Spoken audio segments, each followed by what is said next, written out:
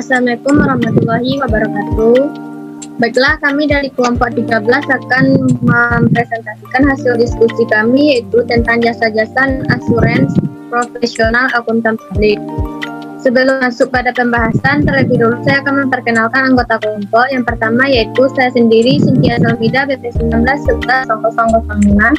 Yang kedua, Muhammad Azmi, BP 19 11 0026. Yang ketiga, Herlin Prikasih Putri, BP 19 11 0010. Yang keempat, Intan Aprinanda Putri, BP 19 11 0032. Dan yang kelima yaitu Putri Agnesia, BP 19 11 0061. Baiklah, untuk pembahasan materi pertama akan disampaikan oleh Intan. Kepada Intan dipersilakan.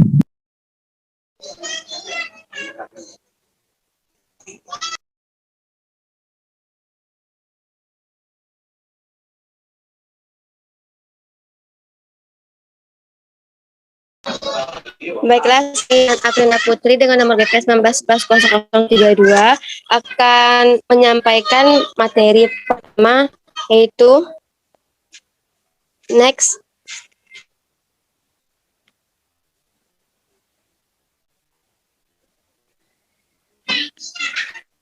Yang pertama itu mengenai definisi jasa non-assurance.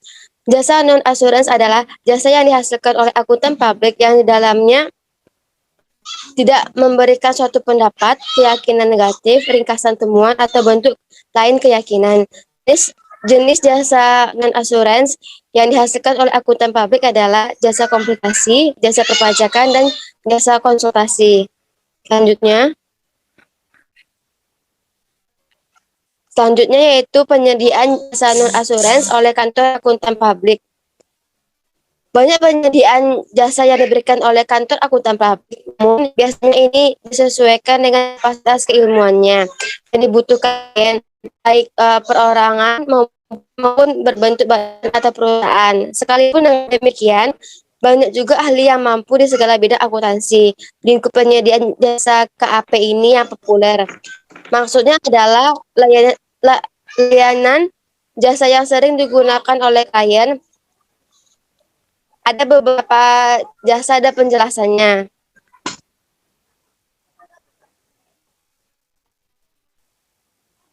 Yang pertama, jasa pembukuan dan akuntansi.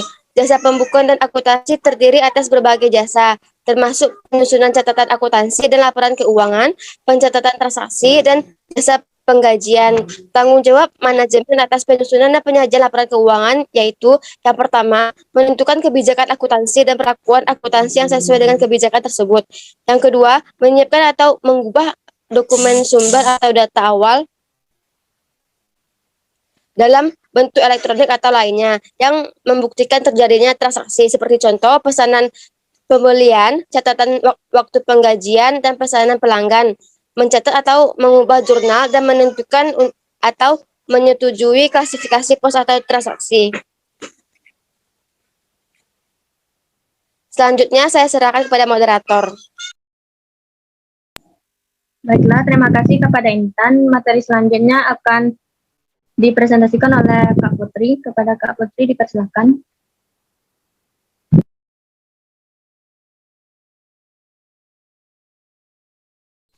Nggak adanya masuk do guys. Nggak alin kamar ini.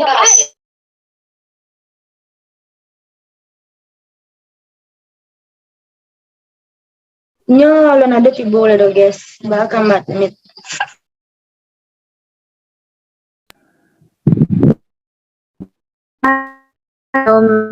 Hadir di Zoom, materi selanjutnya akan saya bahas sendiri, yaitu tentang jasa administrasi.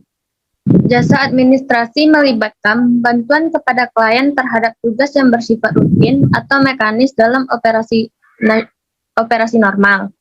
Jasa semacam ini mensyaratkan sedikit atau tidak ada pertimbangan profesional dan bersifat klerikal. Contohnya meliputi pemrosesan data, penyiapan formulir administratif atau dokumen resmi dengan persetujuan klien, penyampaian formulir berdasarkan instruksi klien, dan pemantauan tanggal penyampaian dokumen, dan memberikan advice kepada klien audit pada tanggal tersebut. Next.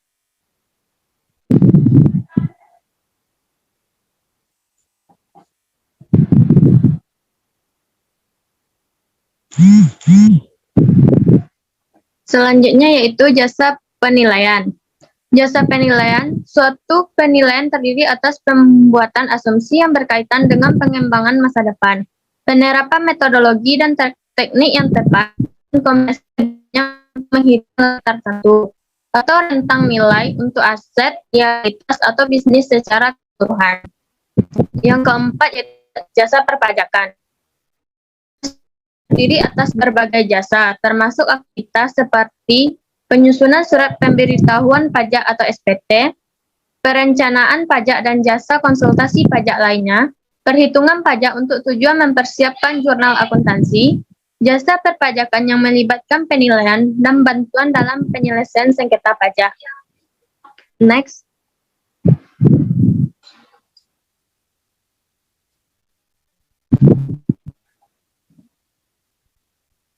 Selanjutnya itu jasa audit internal.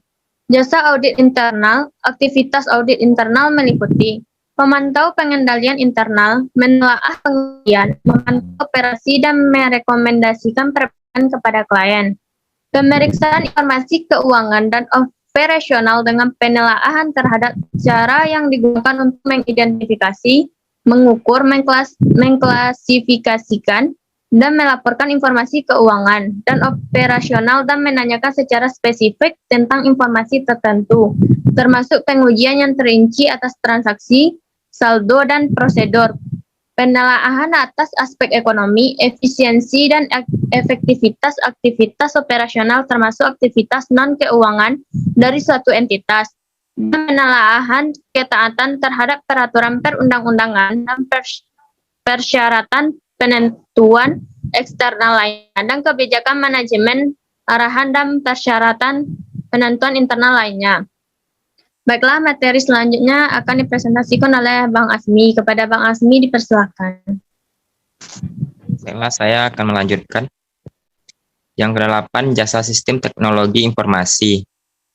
Jasa sistem teknologi informasi ketika memberikan jasa sistem teknologi informasi atau disingkat jadi TI kepada klien, kantor akuntan publik harus meyakini bahwa klien memahami tanggung jawab untuk membangun dan memonitor sistem pengendalian internal.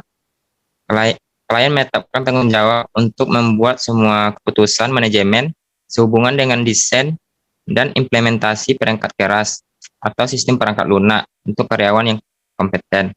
Sebaiknya merupakan manajemen senior. Klien tersebut membuat semua keputusan manajemen sehubungan dengan desain dan proses implementasi. Klien mengevaluasi kecukupan dan hasil dari desain dan implementasi sistem. Dan klien bertanggung jawab untuk mengoperasikan sistem perangkat keras atau perangkat lunak dan terhadap data yang digunakan atau dihasilkan. Next. Selanjutnya, saya kembalikan ke moderator. Baiklah, terima kasih kepada Asmi yang akan disampaikan oleh Herlin Putri. Kepada Herlin, persilakan. 9 yaitu jasa penunjang litigasi. Jasa penunjang litigasi dapat mencakup aktivitas seperti bantuan pengelolaan dokumen dan pengembaliannya, bertindak sebagai saksi termasuk saksi ahli, dan menghitung perkiraan kerugian yang diestimasikan atau jumlah lain yang mungkin menjadi piutang atau utang sebagai hasil dari litigasi atau sengketa hukum lainnya. Selanjutnya jasa rekrutmen. Jasa perekrutan dapat mencakup aktivitas seperti mengembangkan deskripsi pekerjaan, mengembangkan pengidentifikasian, dan memilih kandidat yang potensial, dan mencari kandidat yang diperlukan atau mencari tahu kandidat yang tepat. Selanjutnya saya kembalikan kepada moderator. Baiklah, terima kasih kepada Herlin Putri. Itulah hasil presentasi dari kelompok 13. Jika ada salah, kami mohon maaf. Kami akhiri dengan Assalamualaikum warahmatullahi wabarakatuh.